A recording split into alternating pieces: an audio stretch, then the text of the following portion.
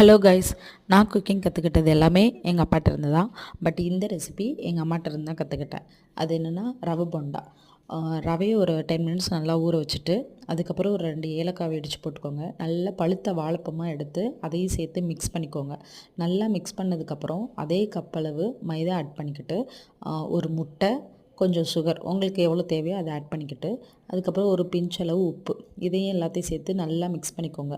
நல்லா மிக்ஸ் பண்ணதுக்கப்புறம் ஒரு 7 மினிட்ஸ் ரெஸ்ட்டில் விட்டுருங்க.